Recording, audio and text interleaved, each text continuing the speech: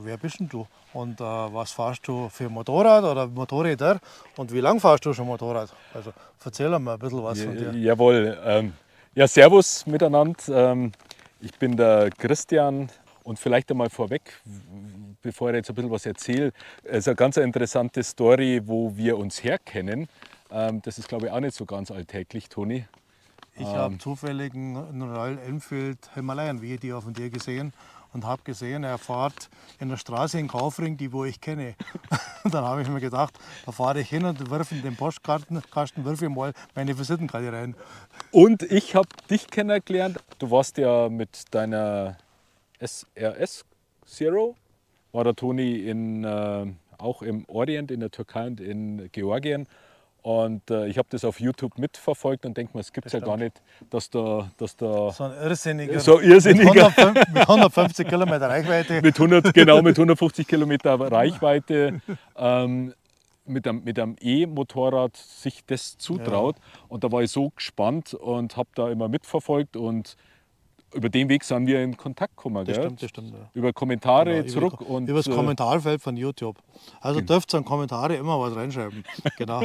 Das wird gern gelesen und auch beantwortet. Ganz genau. Man sieht, das führt auch zu Freundschaften und wir sind jetzt gut im Kontakt und haben uns heute mal überlegt, mal mit den beiden Bikes. Aber bevor es losgeht, Toni, gern die Frage. Vielleicht noch ganz kurz. Ja, ich bin eigentlich ein Wiedereinsteiger. Als Jugendlicher hatte ich auch ein Motorrad, damals eine XT 350, die gibt es heute so gut wie gar nicht mehr. Dann kam Bildung, Bundeswehr, Familie und irgendwann einmal in der Corona-Zeit hockt man halt dann daheim und schaut YouTube und dann gab es die Itchy Boots. Das ist das hübsche junge Mädel. Die verfolgen alle. Hübsche junge Mädel, damals war es noch sehr unkonventionell. Die ist ja dann von Indien bis nach Holland mit ihrer Himalayan gefahren und dann aber gedacht, das möchte ich auch und so war der Einstieg ins Motorrad. Die hat mich auch auf die Himalayan gebracht. Dich auch? Ja, auch mich, genau. Ja.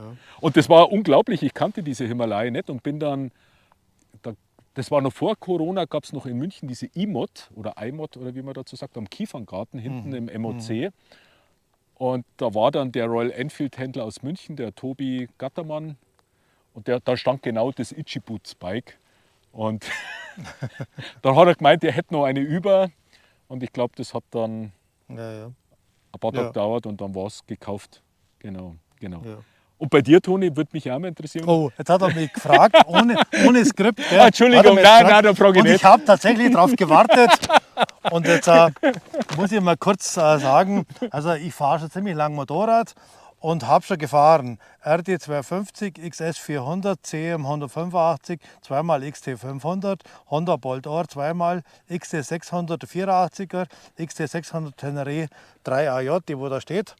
Dann ein BMW 80G-S und eine R100 GS Paris-Dakar und eine Ducati 750 SS, Ducati Multistrada 1200, Ducati 999, Ducati Monster S4, Ducati Monster 600, Himalayan 411 und die Himalayan Bullet habe ich noch. Und jetzt die Zero. Sonst habe ich nichts gefahren. Naja, das ist ja, also wenn ich mir jetzt nicht verzählt habe, dann waren es 19. Ich glaube, ich habe auch vergessen, aber macht nichts. Ja, also dann hast du ja schon einiges an Erfahrung auch hinter dir. Ja. Genau. Ja, von dem her ist es natürlich erstaunlich, dass man jetzt elektrisch fährt. Und es ist wie in meinen Videos, ich schon gesagt habe eigentlich, ich wollte nach Georgien im Ruhestand und mit der Enduro hätte ich jederzeit fahren können, mit der Verbrenner Enduro. Aber ich habe mir dann gedacht, das ist keine Challenge, nicht, da komme ich ja an. Ich probiere es einfach elektrisch und dann schauen wir mal, was passiert. Und ich bin ja wieder zurückgekommen, also alles gut. Aber man hat schon gemerkt, dass es teilweise schon recht spannend war. Also ich kann mich nur erinnern, Türkei SIM-Karte, beziehungsweise du brauchst ja, glaube ich, irgendwo für die Automaten... die Ladeinfrastruktur ist an und für sich gut in der Türkei. Man muss nur das alles appmäßig und bezahlenmäßig hinbekommen. Aber das, ich bin ja wieder da. Ja, Christian, du bist jetzt gefahren mit meiner. Und was waren das für Eindrücke? Also jetzt muss man einfach einmal sagen, die zwei Motorräder, übrigens so eine kleine Korrektur, das ist ein 1VJ, keine 3. Oh, 3AJ. J ist die nächste. Das ist die erste ist die 34L, das ist die 1VJ und die nächste war dann die 3A. Doch, 3er J. 3er J, die hat dann vorne diese Doppelscheinwerfer, meines Wissens nach. Ab 89, Aber genau. ja, genau, das ist ein 87er. Ja. So, was war jetzt die Frage? Was waren deine Eindrücke jetzt? Ach so, ja, genau. Wenn man mit so einer elektrischen Schüssel fährt. Also wir haben jetzt vorhin getauscht, die Eindrücke, ja, es ist erstmal ein Supersportler, ist mal von der Fahrposition her ungewohnt, aber fühlt sich gut an, die Knie sind ein bisschen angewinkelt. Ja, schon sehr beeindruckend, muss ich sagen, was da auch für eine Kraft, für ein Drehmoment dahinter ist. Du hast aber nie aufgemacht, richtig? Nein. Oh, Ich habe jetzt einmal bis so hast die Mundwinkel hintergehen. Ich denke, das ist mit der sicherlich möglich, oder? Ja, ich glaube, dass die schon auch 3 Sekunden auf 100, denke ich mal. 3 Sekunden auf 100. Vermutlich. Aber ich habe schon mal gesagt, ich bin ein Motorradwanderer Ja. und kein Raser nicht. Ja. Bei mir, Ja. Ich mag schon die Power mal ab und zu zum Überholen, sehr spielerisch, leicht. Ja. Aber insgesamt lasse ich mal lieber Zeit. Ja. Also die Eindrücke waren jetzt 10 Kilometer, Viertelstunde. Ja, waren schon sehr beeindruckend, muss ich ganz ehrlich sagen, was heute technisch überhaupt möglich ist. Wenn man das jetzt einfach mal vergleicht, man hat jetzt hier rein Elektro, sattes Drehmoment, es fühlt sich gut an. Hier hat man halt jetzt den krassen Vergleich. Das ist der Klassiker. Der Klassiker. Das Zwischenstecken jetzt, ich weiß nicht, welches Baujahr deine Zero hat, wahrscheinlich 20. 20. Das ist 87, 87, also sagen wir 34 Jahre Unterschied. Ja. Ich weiß nicht, wie du es siehst, du bist es ja jetzt ja, du kennst es ja, du hast es ja gehabt. Denke mal, der Hauptunterschied ist bei dem Motorrad, erstens mal fährst du Kult, zweitens mal, abgesehen, du merkst ja, wie der Motor... Also, ich muss auch sagen, die Federwege, das ist einfach wunderbar. Gell? Da kann man alle Kanaldeckel gerade drüber fahren. Ich fahre immer um die Deckel außen rum. Also es kamen auf jeden Fall gleich wieder vertraute Gefühle auf von damals. Ich bin sie ja auch ein Jahr gefahren. Ja. Und es ist ein wunderschönes Moped und schade eigentlich, dass man heute sowas nicht mehr baut. Ja. Das muss man sagen, vor allem in der Gewichtsklasse. Ja, ich denke aber mal, was wahrscheinlich die Ursache ist, die hat keinen Katalysator, heute in der EU wahrscheinlich nicht mehr zulassungsfähig als Neubike, aber das einmal abgesehen davon, Elektroniksysteme nichts. Ja, aber ich sag's dir ganz ehrlich, meine Motivation war, das Bike einfach ein Jugendraum wieder aufleben zu lassen. Das ist eigentlich meine Intention. Ich wollte ursprünglich, aber das darf man eigentlich gar nicht laut sagen, sieht ja jetzt keiner, oder Toni? Schaut keiner zu. Schaut keiner zu. Ich wollte eigentlich, bei mir geht es jetzt demnächst wieder ein bisschen weiter auf Tour. Dürfte auch gespannt sein.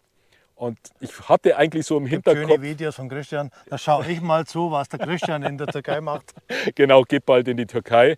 Und ich wollte eigentlich mit der Teneré, das war mal so mein Wunschgedanke, 2 Themen, die mich da ein bisschen zurückgehalten haben, das war die Michaela, meine Frau, und der Toni. Nein, ich glaube, ich habe noch ein anderes Motorrad, wisst ihr ja. Und aufgrund der mir nur verbleibenden Zeit muss es natürlich auch, ich sage jetzt mal... Urlaubszeit übrigens. Urlaubszeit. Nicht Lebenszeit. Nein, Urlaubszeit, die mir leider nur zur Verfügung steht. Muss es, ich sage jetzt mal, ist es halt aufgrund der Strecke, die ich vorhabe, aufgrund der Entfernung, denke ich mal. Ja, bist du mit der GS auf jeden Fall optimal ausgestattet. Ich denke, da werden jetzt Meinungen ohne Ende da sein, aber gut, das. Vielleicht ergibt es sich irgendwann einmal, wenn ich einmal groß bin und mehr Zeit habe im vielleicht Altersteilzeit, was auch immer, dass dann mehr Möglichkeit ist, genau. Ja, Toni, Frage an dich. Ich weiß nicht, ob du dein Skript... Hast du auch wieder Reisepläne mit... Interessanterweise... Oh, jetzt kommen die Vollgrosser. Im Moment nicht. Im Moment nicht. Ne? Ja. Oh, so, jetzt kriegen wir Besuch. Jetzt kommt der Gescheidsmotorrad. Ja, jetzt hat. Nein, fahr nur durch. Ja?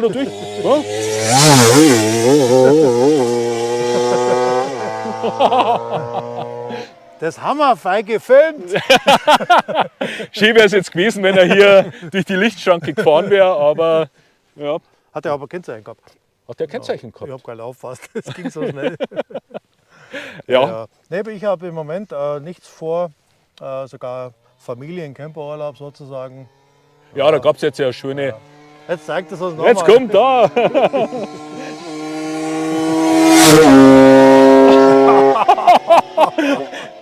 Hat er jetzt erkannt, ich hab's gar nicht gesehen. Nicht gesehen, ja. Ich denke mal, er wird schon gute 30 drauf gehabt haben. Nein. Ungefähr.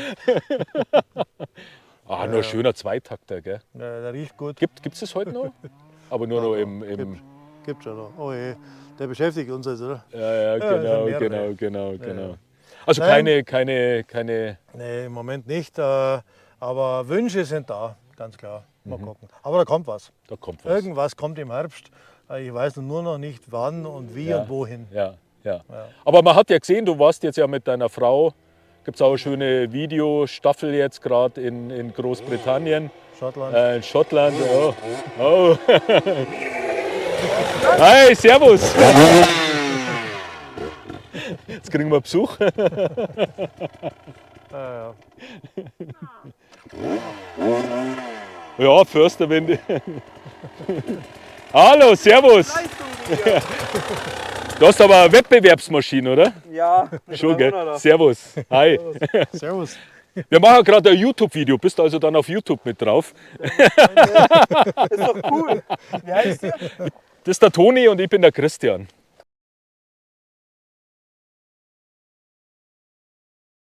Alles klar, ciao, Okay. servus.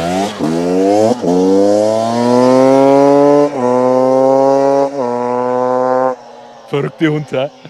So waren wir vielleicht auch mal. Vielleicht. Also auf meinem Spickzettel Genau. Steht drauf, also hat der Christian komischerweise gar nicht gelesen. Da steht drauf, was hast du demnächst vor? Ausblicke. Ja, Da darfst du erzählen, Toni. ehrlich. Also Ja, wir wollen nächstes Jahr nach Nordindien. Im Mai voraussichtlich. Und ich denke, dass meine Frau übrigens dabei ist. Also ich fahre mit Sozius.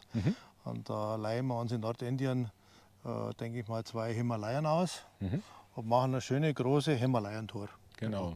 Kurz und bündig. Genau. Also ganz wenn wir genau. dranbleiben, Lohnt sich. hier das abonnieren. Gell? Kostenlos habe ich gestern gehört. Kann man Kostenlos abonnieren. Und dann verpasst man auch nichts. Jawohl, So schaut es aus. genau. Ja. Dann, genau, würde ich sagen, war es das für heute. Bleibt dran, abonniert Kanäle Toni on Tour, Two Wheels for Adventure und würde mich freuen, genau, wenn ihr einfach mit dabei bleibt. Bis Also. demnächst.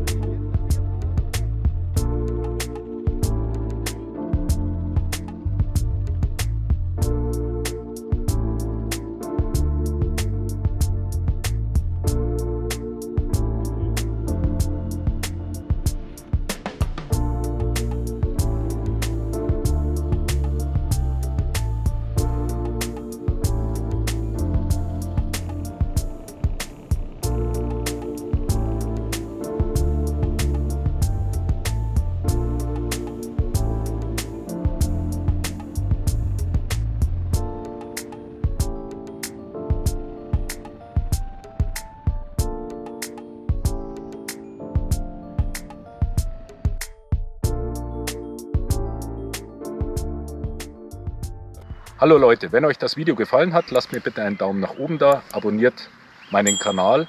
Aktuelle News seht ihr auch auf meinem Instagram-Channel Two Wheels for Adventure. Bis zum nächsten Mal.